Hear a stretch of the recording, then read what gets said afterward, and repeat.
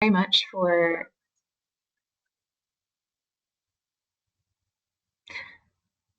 Hi everyone, thank you for joining us. We are now recording this webinar and we're going to give a few more minutes for participants to join the webinar platform.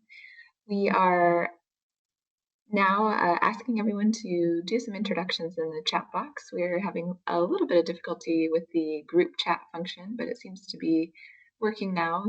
If you don't mind introducing yourself and where you're from geographically and which organization you're with, we would appreciate it. And we'll get started in just a few more minutes.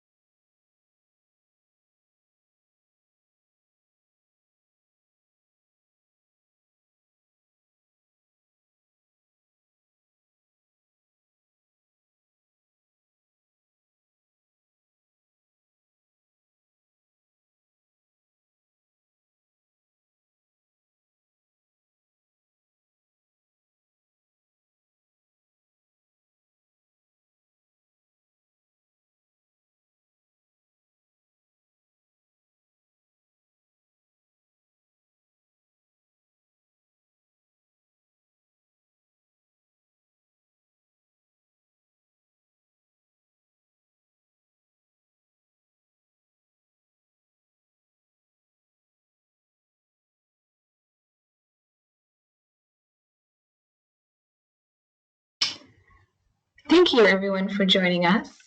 We're grateful for your introductions that you're sending us through the chat box. It's great to see so many different organizations and geographies represented. I just wanted to double check. If you can see the slides, please let us know in chat. So we want to make sure all the functionalities are working before we get started.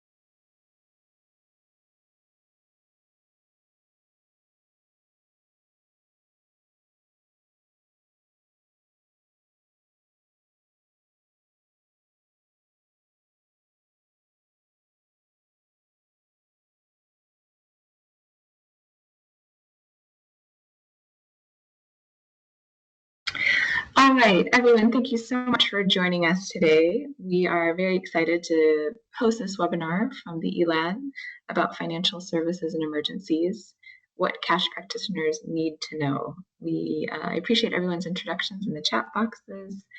My name is Sarah Murray. I am the Electronic Cash Transfer Program Manager for Mercy Corps and for the ELAN. And today we are going to be talking about financial services and humanitarian cash programming.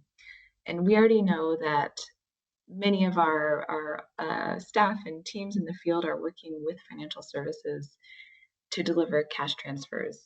And what we're excited to think about and talk about today is how we can leverage financial services to support the economic recovery prospects for our program participants.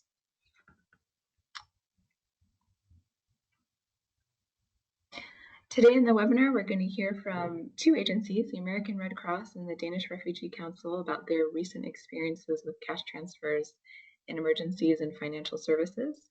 We'll also hear a bit of recent research from MasterCard advisors about the links between cash transfers as a form of payments and wider financial inclusion processes. We'll then get an overview of a new resource for humanitarians on financial services. And then we're going to talk about next steps and where we need to go from here as a community of humanitarian cash implementers. And We will have lots of time for question and answer at the end of the webinar. So if you could enter your questions into the chat box throughout the webinar, we're not going to pause during the presentations, but we will pause at the end in order to answer all of the questions that come up. So we're looking forward to a lively discussion.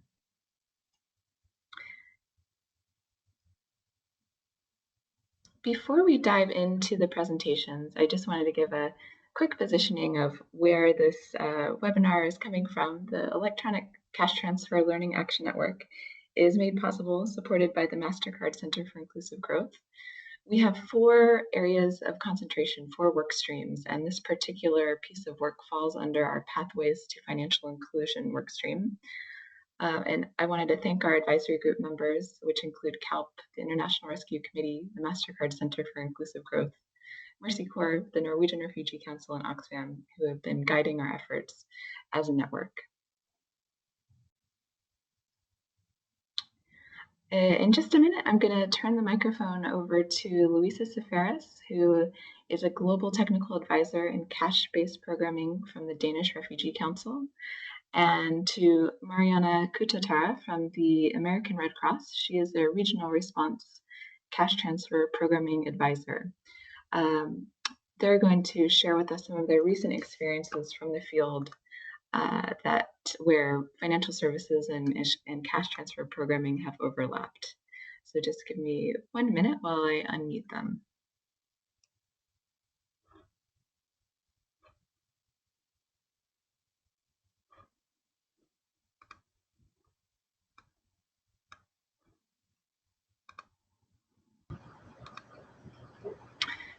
Great, and now I'm going to turn the microphone over to Luisa.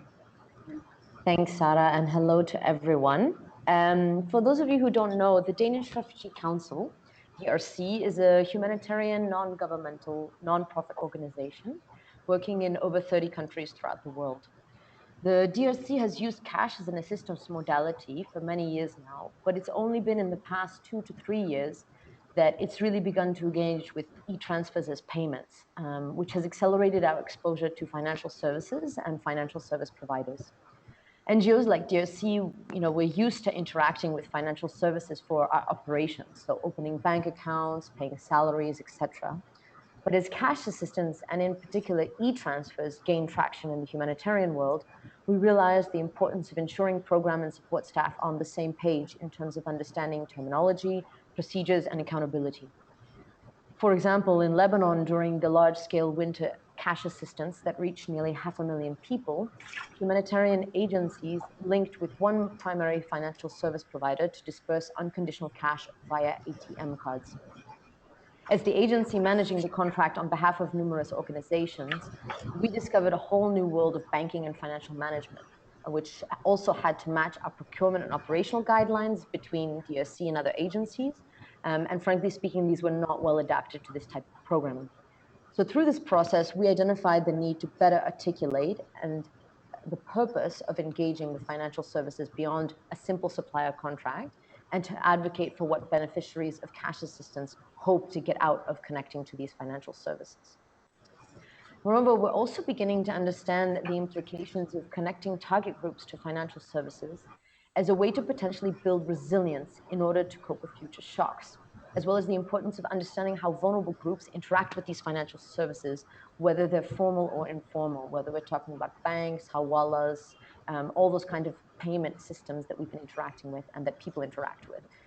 This not only helps us ensure that cash programs are appropriate for people's needs and uses, but also allows us to understand their financial realities and coping strategies.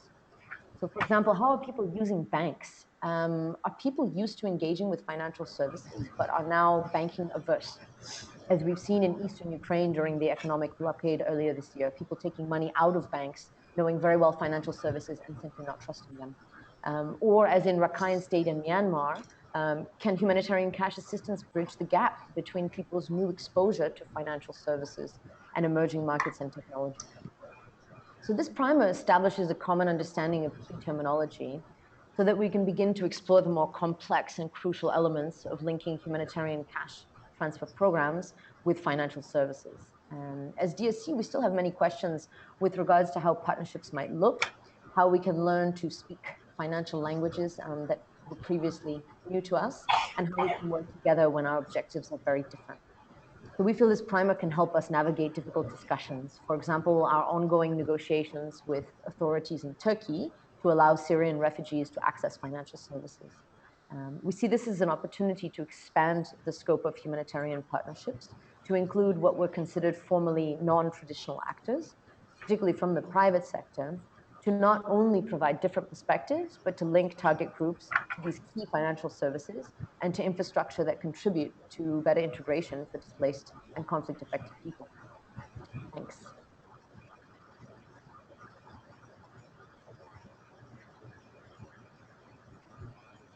Thank you so much, Lisa, for that overview and for calling in from the sandstorm in Lebanon. Much appreciated. And Mariana, are you able to hear us? And can I turn it over to you now? Yes. Can you guys hear me? Yes, we can. Perfect. So thank you again for setting up this webinar and for the opportunity to discuss this.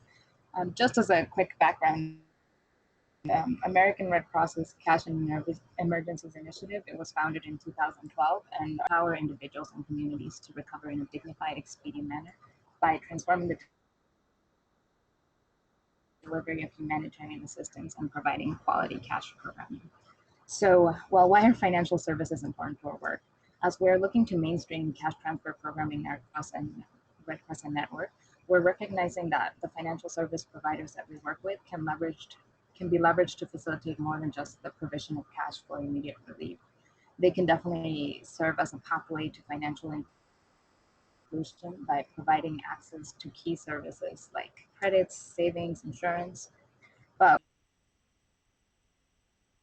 payment mechanisms and payment platforms as part of our cash transfer programming. We want to make sure that we do this in a responsible manner. Where possible and appropriate, we want to make sure that the financial services that we use can and should be used to the fullest extent possible to support the communities we work with. So just to give an example of, I believe this was in 2007, following cyclones in Bangladesh, the Red Cross provided cash grants to help affected people reestablish their livelihoods. And by the end of the program in 2009, it was noted that beneficiaries had established savings accounts, something that they hadn't done previously or prior to this. And while this was part of a recovery program, it's a great example of how one financial service or one financial platform can serve multiple goals and multiple purposes. So for example, those have been used in a response phase to provide unconditional grants, then used as a recovery mechanism to provide conditional cash grants, and then later on to support long-term development initiatives by enabling those beneficiaries to leverage those accounts in order to either further lines of credit, build savings, have access to microinsurance. So definitely from our perspective, we see that from the financial service standpoint, there's certainly a business case and incentive for working with humanitarian agencies, since we're helping them market segment that they can adopt and use their products and services.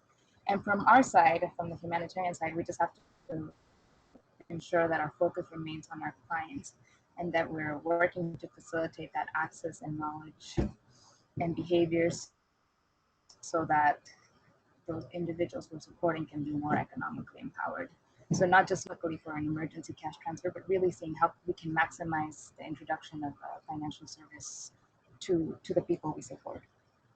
So in order for both agencies to meet our goals, we need to speak the same language and better understand each other's perspective.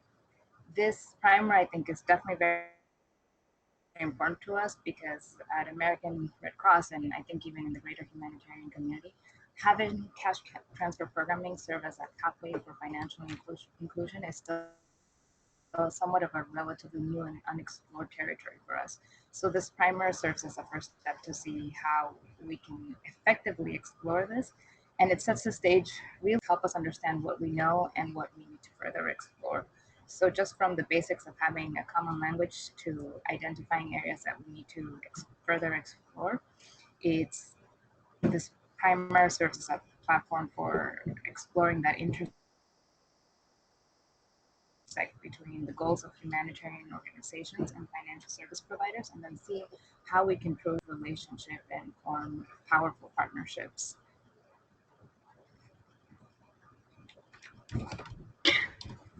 Mariana, thank you so much for that overview. And Luisa and Mariana, it's great to hear about those real life field-based applications of where you're running into financial services in your cash programming. So we appreciate that. Now I'm going to turn the microphone over to Amit Jain from MasterCard Advisors, who is the global head of thought leadership and who's going to help us dig into the numbers a little bit as we consider how cash transfers as a form of payment can and often do lead to uptake of additional financial services. So I'm going to unmute your microphone now. Amit, just give me 1 second. Great. Thank you for joining us, Amit. Yeah, thanks, and hello, everyone. Let me start by giving you the context of what we did. So last year we did a study. It was called A Progressive Approach to Financial Inclusion, and it's available on MasterCard Advisors site. So if you want to see the full study, it's publicly available. But what we tried to do was we looked at 30 countries, around 30 countries globally, with a focus on understanding the progress which the world has made towards financial inclusion, and also to draw insights and learnings from that work to identify, are there any best practices, principles that can guide the acceleration of financial inclusion globally. And we identified three principles, and I would focus on two today. And the first one is that financial inclusion should be considered a progression, and it looks like payments is an optimal entry point. So if you just look at the slide, what the slide shows is the adoption of the different financial products in the countries which we studied. And by adoption here, I mean the actual ownership, which is, people actually own that financial product. So as you can see, we have shown the adoption of the different types of financial products which we think constitute financial inclusion, which is payments, lending, insurance, and savings. And as you can clearly see, by the line at the top, that adoption of payments exceeds adoption of all other products in most of the countries. Now, this provides us the first hint or demonstration that payments is probably the entry point to financial inclusion. Now, let me just clarify. When I mean payments here, we looked at two flows or two broad categories of flows. One was inflows, which is people receiving their income, their benefits, cash transfer. So that was one category of flow. The other was the outflows, which is, people buying things, people sending money to others. So what this demonstrated to us is payments.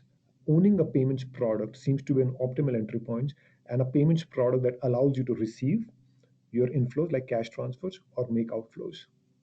Now this, also sort of makes logical sense. Through the qualitative research which we did, and we spoke to, several people, what we identified was, when we think about insurance, when we think about credit, one of the gaps in extending those products to the underbanked is the lack of information on their credit worthiness. So when you are able to offer a payments product that enables non-cash transactions, you can provide interesting insights about the credit worthiness of those people, which can lead to extending other products to them, like lending products, like insurance products. So, from a qualitative and a conceptual sense, also it makes a lot of sense that payments, uh, whether it's for inflows or for outflows, are an optimal entry point. So I think that was our first finding. The second finding, which um, I would like to highlight is what this slide shows is the adoption of payments products or adoption of all products. One of the things which sort of we discovered was just because people own a product doesn't mean they necessarily use it. So what you see on the slide in front of you, and it's little uh, data heavy, so I will simplify it. On the left hand side, what you're seeing is in the countries which we studied, that not all people who own a product, a payments product in this case, are necessarily using it to receive their inflows. So they may not be they may have a payments product, but they may not be receiving their salaries uh, into that product. They might be receiving it in cash. They might be still receiving benefits through cash versus electronic cash transfers. And it's, as you can see, it was the case in all countries. In some cases less, in some cases more. But more interestingly, what we found was when we look at the right hand side of the slide, that there are more people who actually own the product but not use it for making purchases or for outflows. And I think, and you probably have all observed yourself, where you probably have seen when people, even if they receive their salaries or benefits into their electronic account, they just withdraw all of that money as cash. So basically, the second insight which we sort of gathered from the study was just focusing on adoption is not sufficient. We really need to focus on driving usage of those products. So in case of cash transfers, just making sure that people receive their benefits into an electronic account is not sufficient. We really need to drive usage at of that money so that people don't withdraw all their cash. So I think that's where you really drive the benefits of financial inclusion. So I think those were the two key insights which I wanted to highlight. And as I said, the study is available on our website. It goes into much more detail about each country. So feel free to sort of review it. For sharing those insights with us. It's always great to have a perspective from a qualitative and quantitative and private sector perspective. So thank you very much. I, at this point, wanted to remind all the participants that we are very happy to accept your questions using the group chat window. If you're looking at the chat box, there's an icon with two little speech bubbles, and that is the group chat box that will actually broadcast your question to the full group, and that will be much easier for us to manage if you can use that to communicate with us and to pose your questions. So moving along here in the agenda, we are now very excited to introduce the Financial Services Primer for Humanitarians. Vaidhi Krishnan is going to be presenting this work. She was the author and has a ton of experience in cash programming and in digital financial services in areas ranging from the Philippines, South Sudan, and she's currently based in the sands of Beirut. So Vi, thank you very much for being with us today, for authoring this, and I'll turn over the microphone to you now.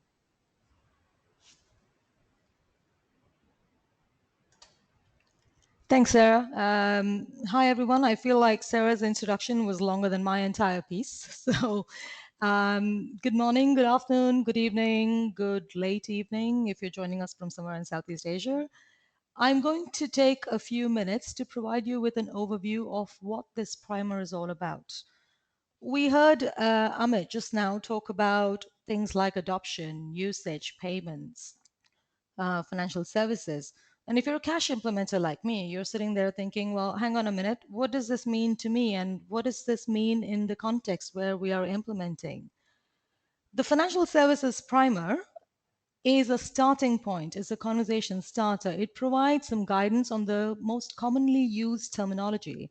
It helps you understand this and then delve into those deeper questions about what are the possibilities and the potential of linking your aid recipients to a financial service provider.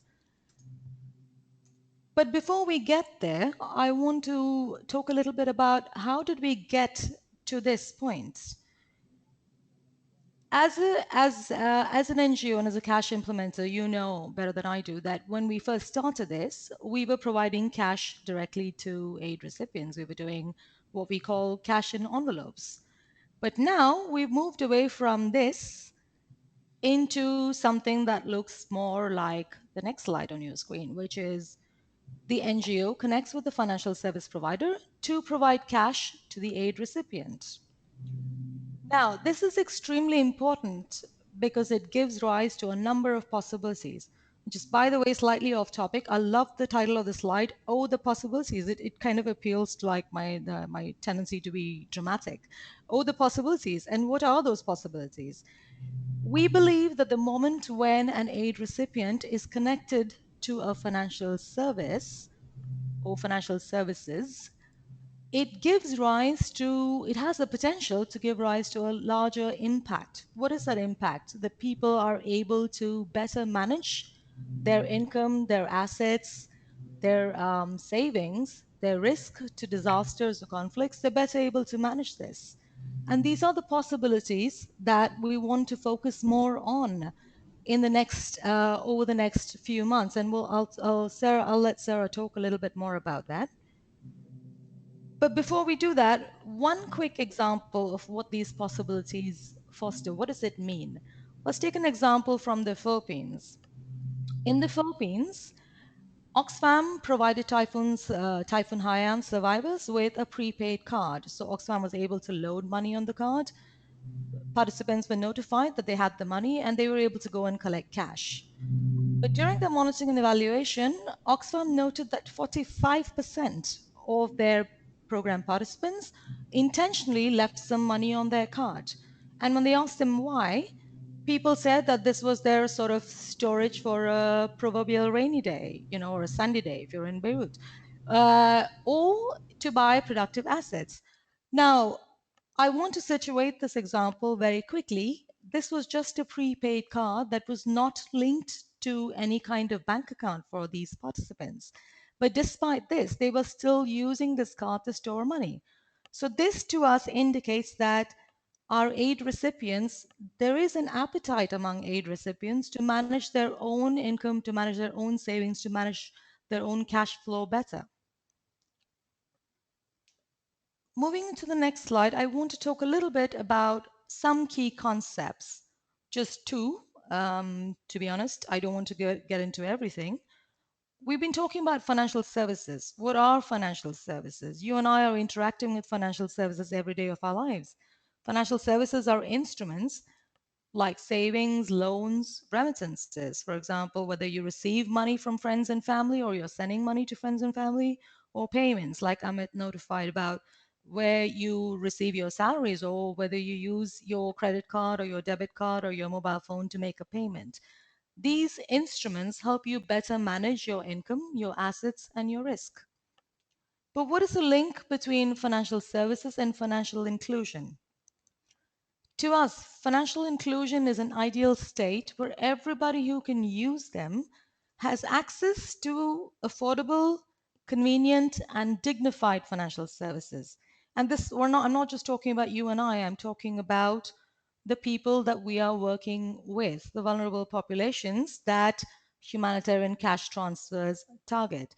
And just to reiterate, when we say payments, humanitarian cash transfers are a form of payment. So when we say payments are the optimum entry point to provide people with this link to financial services or this access, humanitarian cash transfers are a payment, are a form of payment, even if they are short term. So you as the cash implementer are the enabler for this access at this point. If we go to the next slide, we talked earlier in the possibility slide about connecting aid recipients to financial service providers. And we said, this creates the potential, the possibilities for a lot more. But just to clarify, when I say just this moment when we connect people to financial services is not yet financial inclusion. There is still a long way to go. If you think back to Amit's slides where he talks about adoption and usage, even in countries where financial people have had access to financial services for a long time, the adoption and usage is still quite low. So let's talk about that just for a second. What does it mean when we say adoption? What do we mean when we say usage, and how does that translate to the work that we are doing? As humanitarians, through the cash transfers, you have provided, if you've used an electronic form of transfer, you have provided access for people, or you've linked them, or you've connected them to the financial service provider. But the moment when the person is convinced of the value of this link is when they start to adopt the products. But it's not enough if they just adopt this product. We need to see a greater usage. We need to see how frequently are people using it, in what diverse ways are they using it. Are they using it just to save? Or are they using it to, let's say, borrow money to start a livelihood, to start a new business idea that they have? Are farmers using a product like insurance to protect their future, their assets from, let's say, natural disasters? So while this linkage, this point where we link aid recipients is not yet financial inclusion, there is still a lot of potential. But if there is all this potential, why haven't we already made these links more often? What are we waiting for? Because there are a number of barriers.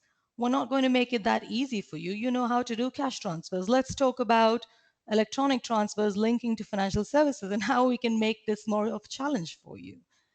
As cash implementers in a post-emergency, your focus is on providing cash to recipients quickly, efficiently, and at this point of time, opening a full-fledged bank account or a mobile wallet for people is time and resource intensive. Do we have this time and do we have these resources at this point of time? Second, is this access to financial services appropriate in the context that we're talking about? Is there a demand for financial services among the people that we're working with, among the aid recipients? Let's take the Haiti example for a second here. We talked about Philippines and how people were using their cards to store money, but let's talk about Haiti for a minute. After the 2010 earthquake, a number of donors, Bill and Melinda Gates Foundation, USAID, invested a lot of time and money in jumpstarting the sort of financial services access for people. Aid NGOs were providing cash through mobile network operators to aid recipients. But despite all of the time and money that was spent on this, as of 2015, only 0.6% of people were regular users of financial services. So why did something work in the Philippines and something not work in Haiti? Why is the adoption lower in Haiti? And so this basically tells us that it doesn't mean that this is failing, but it just means that we have a lot to learn, and the potential of what we can do when we learn what those inflection points are, when people move from just access to adoption and using more of these financial services, is what we want to learn. These are significant gaps in our knowledge, and we are going to be looking to you to support us to learn that. And at this point, I'm going to hand you over back to Sarah. Thank you. Vi, thank you so much for that overview and for the work on the primer itself. We'll be providing links to that primer after the webinar concludes to all the participants. Where I think this is taking us is that we know that there's a ton of potential, and we're always stretched as humanitarians to do the most and have the most impact with the limited resources that we have available. So we are very interested in pursuing this question and learning as much as possible about how we can support the economic recovery of our program participants through the connection to financial services. So our next piece, we really see the financial services primer for humanitarians as a conversation starter, as the beginning of our work together as a community of practice here. So we have just released a scope of work for research that will help us pursue some of the questions that have been raised in this webinar already. And I wanted to present to you guys today a few opportunities to get involved. What we're going to be looking at in this research is examples of emergency cash transfer programs, ideally that have used e-transfers, where we can look at adoption rates or look at how our program participants have used or not used financial services. We're really looking for 5 to 6 examples of ideally emergency programs that have used e-transfers and ideally that have some information available about the uptake of those services and usage.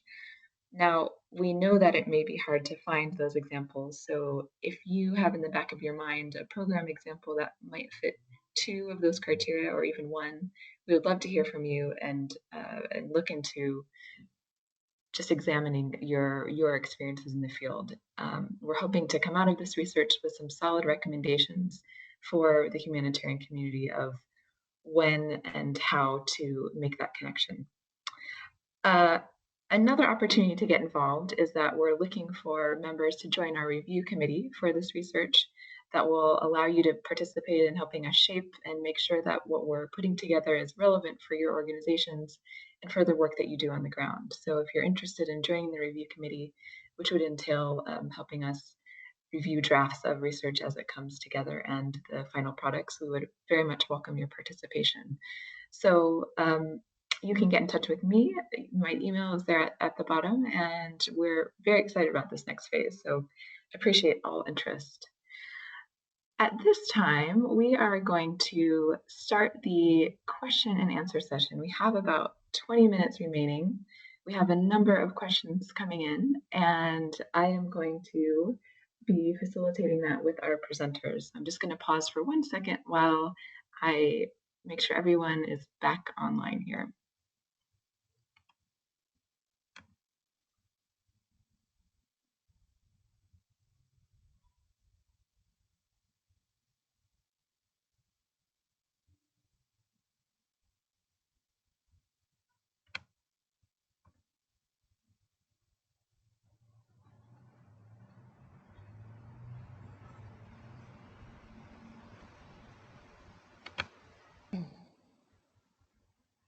Great. I'm starting to get everyone unmuted here. We should have at the moment Mariana, Luisa, Vaidi, Amit, and I am very pleased to announce, or to introduce rather, Thea Anderson, who's the Director of Financial Inclusion at Mercy Corps and who will be answering all of the difficult questions about terminology and financial inclusion concepts. Can I just have you guys say hello to make sure we've got your microphones working before we start questions? Hello, yes. Hi, it's Val. I'm here too. Great.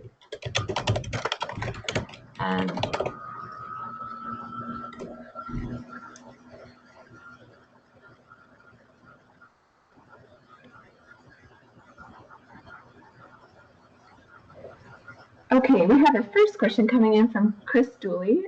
The question is for Amit and Vi. The question is, to what degree do existing mobile money products, or to what degree are existing mobile money products considered appropriate as a pathway from aid transfers to savings, insurance, credit, etc., in contrast to people needing to change to a new provider or product? Or do we influence the provider to upgrade their products? So Vi, I know you haven't had much of a breather, but I'm gonna put that question to you first in terms of the appropriateness of mobile money products as a pathway from aid transfers to other financial services. Absolutely.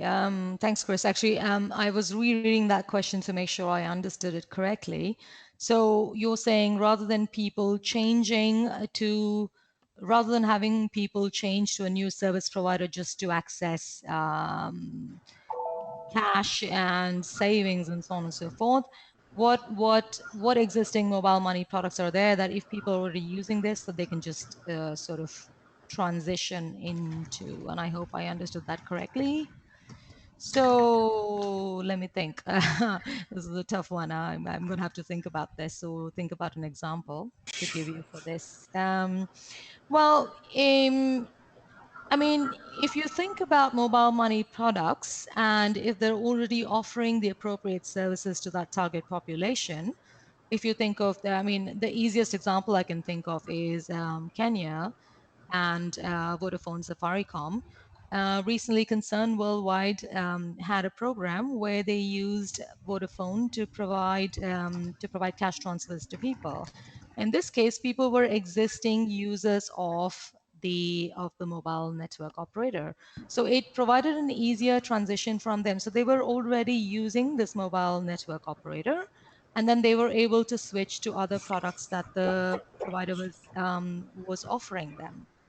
To be very I'm struggling a little bit to give you the appropriate response for this. Sorry, I'm going to ask if I can come back to this because I want to answer this and I want to justify this response, but I need a minute to think. Is that okay? Can I come back to this question? Yes, absolutely. You get a Sorry. temporary pass, no problem. Amit, do you have anything to add? No, absolutely. So, two things. When we sort of, is mobile money an effective option, viable option? Absolutely. And we have, significant success stories, right? So M-Pesa, as just was mentioned, there are other countries where mobile money has been the entry point through payments, and it has been extended to other complicated products, whether it's microinsurance, savings, uh, lending, and others, right? So whether it's, M-Pesa is again a great example, but there are others, other examples, right? Uh, but the second thing is is mobile money the best solution for all situations? Probably not. One of the work we have done is around understanding the needs of the underserved and develop the segmentation. And the conclusion we came up with is the underserved or the underbanked is not a homogeneous segment. There are different segments within this group. They all have a different needs, and depending on the needs and the ecosystem in which they operate in, you might end up with different solutions. So if I just think about one of the most successful, even say government benefit disbursement solution has been SAFA in South Africa, and there the solution was a debit card. So so in summary, mobile money is definitely an effective solution, which can lead to broader financial inclusion, but it may not be the solution for all situations. In some cases, you might want to sort of think about other products. Honing in on the needs of the customers is very key. Great. Thanks. Actually, Sarah, I do want to just follow on from what Amit said, and thank you, Amit, for that, for giving me that headspace and that time to think about it. And so like Amit mentioned, mobile money may not always be the right product or service that's available for this population. But if they have been designed specifically for this population to cater to their needs, then absolutely. Let me give you an example. In Zimbabwe, one of the NGOs worked with a mobile network operator to provide cash to their aid recipients. The mobile network operator then also started to design and offer products that were specific to that were addressing the needs of this target population. And this target population basically was concerned about their burial costs, for example. I know this is a strange thing to think about when you're alive, but this is a huge need that we are seeing. And they started to offer this product to people in those communities, and there was a bigger uptake of this product. So this is an example. There are two ways. One is that the mobile network operator or the service provider already has something that is suitable for the needs of the vulnerable population, or they start to look at this population as a viable market segment and begin to design specifically around their needs. And there are numerous examples of that. Thank you. I think that's the point I wanted to make. Great. Thank you, guys. We have another question. This one is coming from Judith Manayo. The question is, for the poor, income is unstable and humanitarian funds are short-lived and unpredictable. Access to banking services is limited, especially after the cash transfers. Transaction costs are high and financial literacy is low. How do we deal with these challenges? That question is for Amit, Thea, and or Mariana.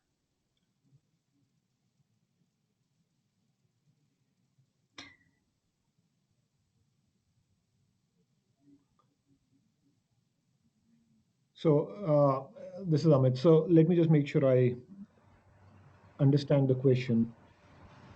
So So from what I gathered, basically, how do we overcome the challenges to financial inclusion, specifically focused around not leveraging banking services? Is that what the crux of the question is?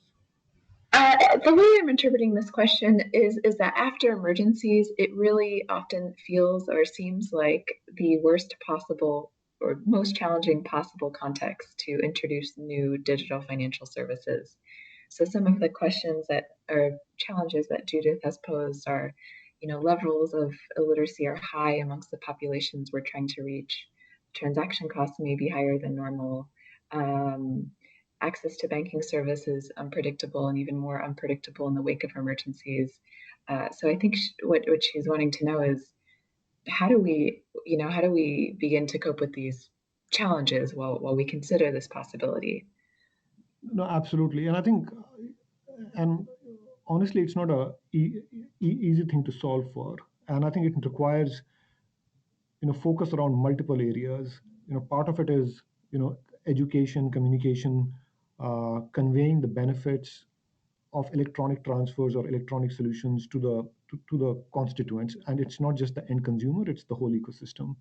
But it's also, thinking about new business models, and solutions. You absolutely are right. I mean, if you just look at, current payment systems or current solutions, they've probably been sort of designed for the more affluent population, um, and maybe those are not, suited for the underserved. So you require a new approach, a uh, new business models, which probably need to be specifically designed for this segment versus taking existing solutions and customizing them. Uh, I think our thinking is, in the end, what will be successful is if you can build an ecosystem of different stakeholders and create all value for all stakeholders. That is probably the key to success. So not just optimizing it for the end consumer or the merchant, it has to be optimized for all different stakeholders. So taking you can say a fresh perspective is absolutely key. Thanks, Amit. Mariana, did you want to add on to that from the humanitarian side? Yeah, I just wanted to add on, not necessarily an answer to a question, but again, like Anit said, it's definitely interesting and complex as humanitarians when we're introducing a new payment mechanism, especially during this first. And we want to make sure that as we're introducing, whether it's a bank transfer or payments to mobile money, we're now reaching that stage where, well, what happens after that emergency transfer? And we want to be responsible with whatever payment mechanism we're using. So again, it's for us, it's an interesting area to explore and to look at, because we can't just think of kind of the immediate 3 to 6 month days, but how is that service, is that payment platform used in the long term? Is it responsible that we're introducing these payments? So that's a great question. Yeah, no answer, but something that we're really interested in. And I would just jump in. This is Thea. It's just a good reminder that there's an opportunity, especially pre-disaster, to work with financial institutions. In Indonesia, what we do is we pre-identify and pre-qualify financial institutions, specifically MFIs, that are interested in serving the population that may be targeted after a disaster, and working with them on different scenario planning and stress testing. And it's also just a good reminder, especially in acute disasters, a lot of the financial institutions themselves can have operational delays or liquidity issues. So we're putting those different mechanisms in place pre-disaster can make a huge difference. Great, thank you guys. And Marianne, it was a little bit hard for me to hear you. I think others may have had a bit of to emphasize that you were stressing the responsibility that the American Red Cross has and the role and focus on delivering aid in a responsible manner. We have a question from Jonathan Brass in Bangladesh. He says, we find that there is a massive uptake of mobile transfers. However, other than SMS, people cannot use their mobile wallets to issue a credit statement, which would allow them to access bank loans, for example. So he sees this as a type of gap, and he's interested to understand how we go about finding solutions to these types of gaps. So that sounds like a question for Amit and any others that want to jump in. Yeah, thanks. So, going back to sort of what I said earlier, right? So, without knowing more specifics around the situation, it's difficult to specifically answer for this specific use case or scenario. Uh, but I think there are two things which are essential to drive success of any solution, and it goes back to the 2 points I made earlier. One is making sure to focus on the end needs of the stakeholders or the end users of the solution, right? Which is typically the payer and the payee. Uh, as I said, it's not a homogeneous segment. The underserved is not a homogeneous segment. It's different segments with different needs. And the second is we really need to think of a solution which creates value for all stakeholders, not only just the payer and the payee, but all the people who sort of participate in providing the solution. Uh, so I think if that happens, then you will not only drive adoption and but also usage of the products. So I'm not answering for this specific use case specifically just because probably I need a little more details. But I think building any solution around those two principles will help drive success around both adoption and usage. Sorry, I have something to add to Jonathan, to your question. I forget the name of this organization, but they are from Bangladesh, and most recently, they have been doing some work with Grameen, where they provide a sort of month-on-month renewable insurance, life insurance, to people who use their mobile phones for a certain level of credit or higher. For example, I don't remember the name. If someone knows it, please do enlighten me. But if you use your mobile phone, for example, for 250 taka of credit this month, then you're automatically eligible for a life insurance for up to X. But this is basically, it's predicated on you using a minimum amount of mobile phone credit on a month-on-month basis. So if we're talking about linking mobile phone usage to credit, for example, this could be a good pathway into that. So they're already linking phone usage to insurance, and they're basically saying it's a sort of win-win situation, isn't it? So you're the mobile network operator gains,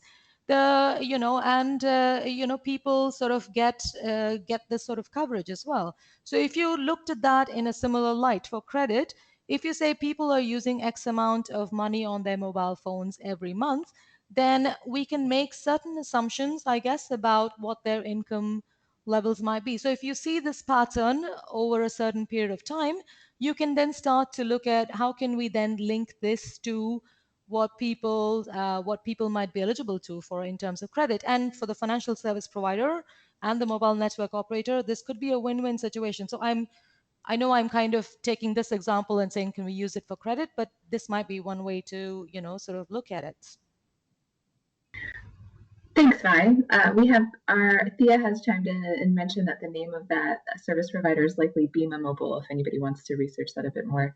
We're coming to the top of the hour. I'm going to try to squeeze in one more question, which is a really interesting one from Sunny at ACF. The question is, to work with e-transfers in places that may not have the financial infrastructure required, Action Against Hunger developed an independent system for e-transfers through Red Rose. What are your experiences with positive negative outcomes of parallel financial systems in places where the infrastructure doesn't allow otherwise? Have you conducted any analysis or any studies on this? So I'll leave that one open for the panelists and try to get a few short answers before we close the webinar. Hi, Sarah and everyone. This is Louisa. I'll take a stab at it. No, it's a really good question because we're often working in places that are either remote or you don't have the kind of infrastructure where you can really look at financial services available. And then I know that in emergencies, you're really looking at delivering something quite quickly. And one of the reasons that Red Rose, for those of you who are not familiar, I do encourage you to look at their platform. Why they've become so popular is because they're actually a platform for I wouldn't say formalizing, but taking informal financial services like hawala systems and other types of payments that can be seen as quite risky and increasing the accountability. So they are able to provide with a platform and e-vouchers or sort of cash cards with an online interface where you can track payments, or you can do it directly through Red Rose and you don't need a financial service provider, and it still offers you a bit more security in terms of physical security and accountability. And that's fine. There hasn't been a lot of research done on that, but there has been, especially in the Middle East, there's been a lot of findings on the fact that this is just not sustainable as we don't expect it to be. And maybe that's fine. Maybe it's not the goal of your emergency program to be sustainable. But it should be factored into the exit strategy. So really looking around and seeing, are there new payment methods that are emerging, other financial services that are being provided that you could transition to?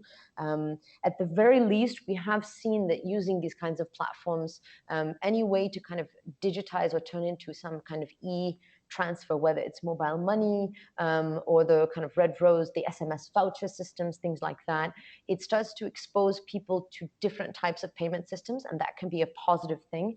I don't think there's been enough research on the impact of that, and maybe that's something that ELAN will take forward. But it has been a way for people who are previously unfamiliar with different types of payment systems to be exposed to that. I won't go into too much of the detail, but there are some pros and cons as to exposing people to different types of systems that might either confuse the payments that you're trying to put forward, or let's say open up the possibilities. The example being for in places like the Syrian response and in Ukraine, where you have middle-income countries where connection to financial services was relatively high among the target population prior to displacement and prior to the conflict. If you start looking into mobile money and SMS vouchers and things like that, people who are used to having bank accounts are really not, they're not used to using these services. Great. Lisa, thank you so much for that answer and for the insight from your region.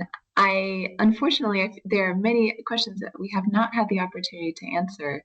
But for me, that's an indication that there's great interest and energy around this topic, and we are very happy that this is just the beginning of a conversation and as a moment and opportunity for reflection as a humanitarian community. So again, if you're interested in participating in the next phases of research, or if you have program examples, we ask you to please get in touch. And with that, I would just like to say thank you very much to all of our presenters and contributors and participants today. Thank you to the MasterCard Center for Inclusive Growth for making this possible. And we very much look forward to staying in contact with you as we continue learning about this important topic. They were sought after all the time and very hard